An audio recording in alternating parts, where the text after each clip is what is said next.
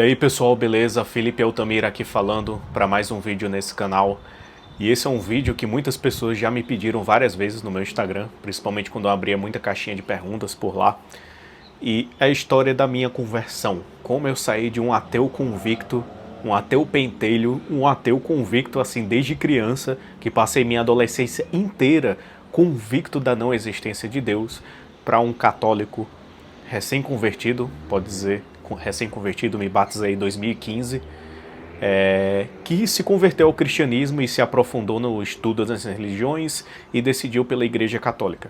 Tá? Vou somente falar aqui o que é que me fez passar a acreditar em Deus, tá? E o meu processo um pouquinho de conversão para o catolicismo. Não vou falar todos os detalhes do porquê eu escolhi o catolicismo. Isso daí pode ser tema para outro vídeo, caso você se interesse.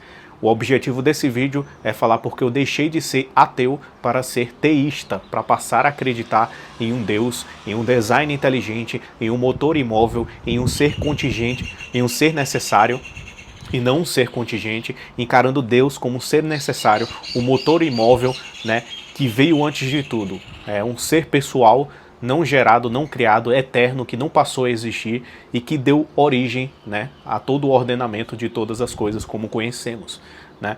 Então, basicamente, como é que foi minha história com o ateísmo? Desde criança eu sempre fui muito cético, eu não sei explicar o porquê. Meus pais, eles são espíritas, né, sempre me levaram para evangelização espírita desde pequeno, mas desde pequeno eu nunca acreditava em nada, né?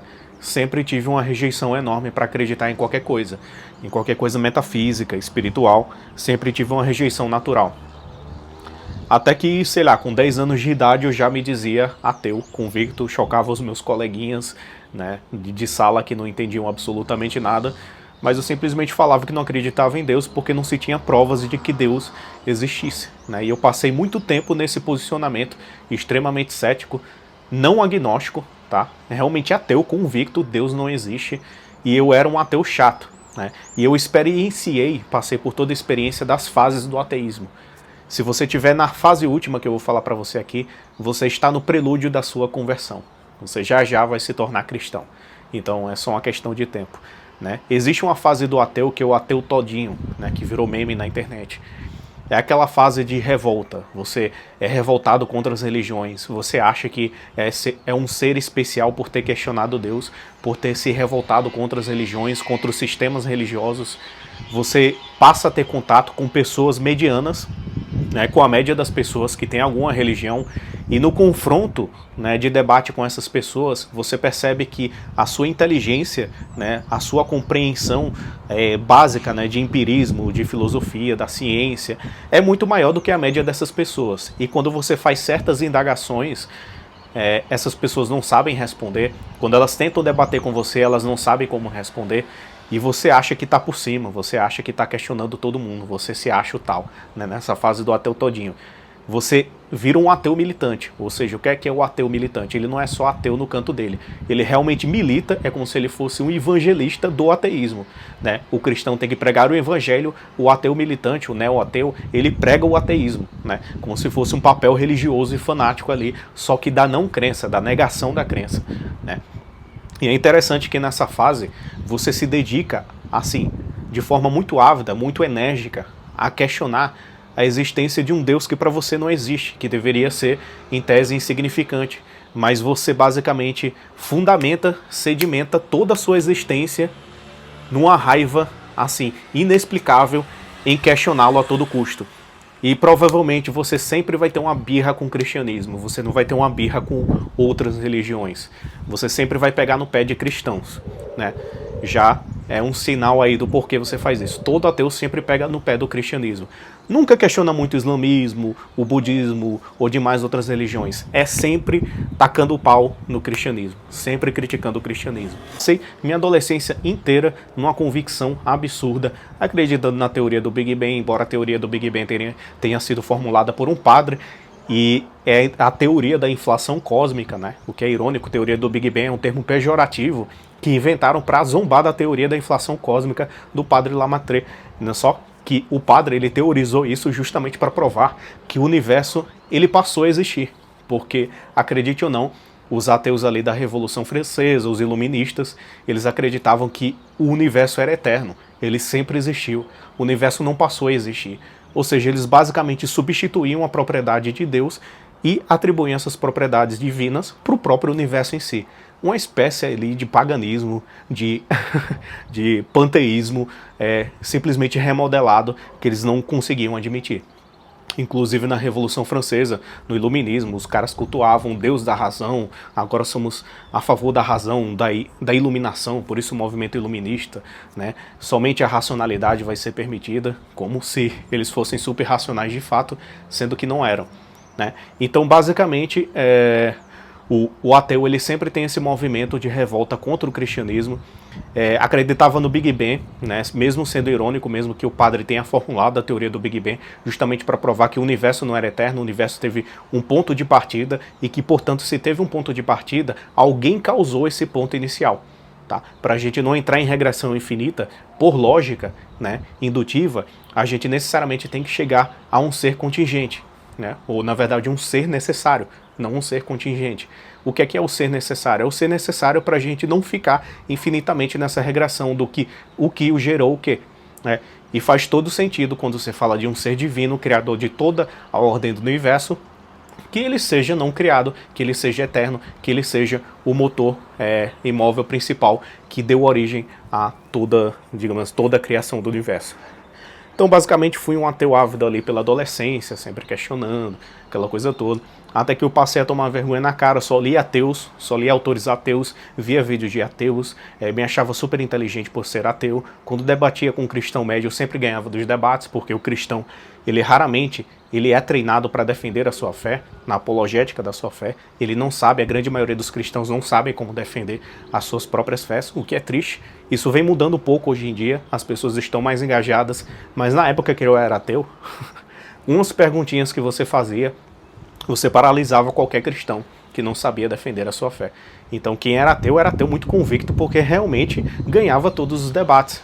Até que eu comecei a observar com atenção e com a curiosidade um cristão chamado William Lane Craig, né, que é famosíssimo por debater contra ateus e, assim, na grande maioria dos debates, massacrar esses ateus. Comecei a ver os debates desse cara e realmente eu percebi, caramba, existe realmente cristão com inteligência absurda. Existem cristãos realmente inteligentes que sabem defender as suas fés com razão, com propriedade, com argumentos lógicos, e isso me interessou bastante.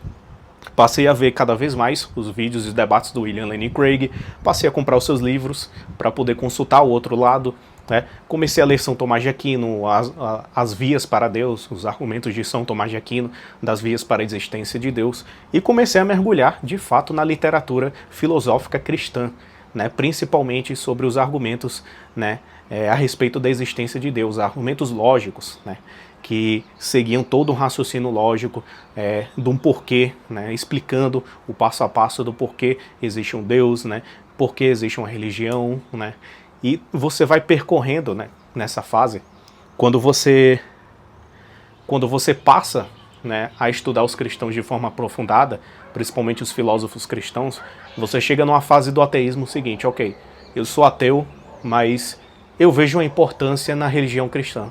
É bom que a religião cristã exista. Quando você chegar nessa fase, cara, de ateísmo, em que você reconhece a importância do cristianismo para o Ocidente, para as nossas instituições, inclusive para a sua própria proteção, a proteção da sua própria liberdade, quando você reconhece esse valor da herança civilizacional do cristianismo, pode ter certeza que você já está para se converter. Se você é do tipo do ateu, ok, não sou mais militante, tô aqui na minha, não acredito em Deus, e cara, até reconheço a importância do cristianismo, eu acho bom que o cristianismo exista. Quando você chega nesse posicionamento, pode ter certeza que você está próximo da sua conversão. É Deus te fisgando ali, Deus te puxando, Deus te convencendo cada vez mais. E cada vez mais que você vai estudando, você vai se convencendo. E foi assim a minha passagem de conversão. Fui estudando cada vez mais os filósofos cristãos, até que me dei por convencido, passei a acreditar em Deus. Esse é o primeiro passo, você passa a se convencer da existência de Deus. Agora, se existe um Deus, existe uma religião oficial desse Deus que criou o universo? Qual será? O islamismo, o budismo, o cristianismo? Se é o cristianismo, é o catolicismo ou é o protestantismo?